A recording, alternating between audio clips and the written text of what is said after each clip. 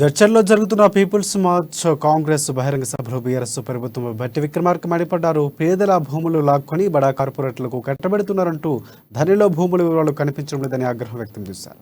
ఆదివాసీల కష్టాలు విన్నానని, ఇందుగా తెలంగాణ తెచ్చుకుందని వాళ్ళు ఆవేదన వ్యక్తం చేస్తున్నట్లు కూడా ఆయన తెలిపారు. ప్రైవేటు వ్యక్తులకు అప్పగిస్తే ఉద్యోగాలు పోతాయని సింగరేణి కార్మికులు భయంలో ఉన్నారని భట్టి అన్నారు.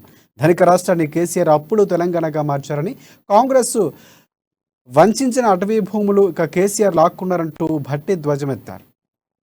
రద్దు చేసి చివరికి ఇల్లు కూడా ఖాళీ చేపించి ఈ రాహుల్ గాంధీ గారి సందేశాన్ని కూడా ఊరూరుకు తీసుకెళ్లటం కోసం చేసే ప్రయత్నంలో భాగంగానే ఈ పాదయాత్ర చేసుకుంటూ వస్తా ఉన్నాం. మిత్రులారా, ఒక్కసారి ఆలోచించండి.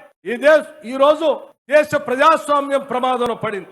ప్రధాన ప్రతిపక్ష నాయకుడైనటువంటి రాహుల్ గాంధీ గారిని ఒక తప్పుడు కేసు పెట్టి 2 సంవత్సరాలు జైలు శిక్ష పడేటట్టుగా చేసి పార్లమెంటు సభ్యత్వాన్ని రద్దు చేసి చివరికి ఇల్లు కూడా ఖాళీ చేపించి ఈ ప్రజాస్వామ్యంలో ఎవరైనా ప్రశ్నిస్తే, ప్రజల పక్షాన నిలబడితే, ప్రజల గొంతుగా మాట్లాడితే వాళ్ళని శిక్షిస్తాం, వాళ్ళ ప్రశ్నలు ఉత్పన్నమే కాకుండా చేస్తామని చెప్పేటువంటి అప్రజాస్వామిక పాలన ఈరోజు దేశంలో సాగుతా ఉంది అని చెప్పడానికి ఎటువంటి సందేహం లేదు.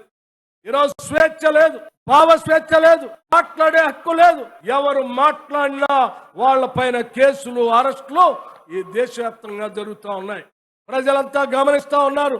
అందుకే భారతీయ జనతా పార్టీకి కర్ణాటక రాష్ట్రంలో అయ్యా మీరు రాహుల్ గాంధీ గారిని ఇంట్లో నుంచి ఖాళీ చేపిస్తే మేము మిమ్మల్ని మా రాష్ట్రంలోంచే ఖాళీ చేపిస్తామని చెప్పి కర్ణాటకలో పెద్ద ఎత్తున కాంగ్రెస్ పార్టీకి విజయం సాధించి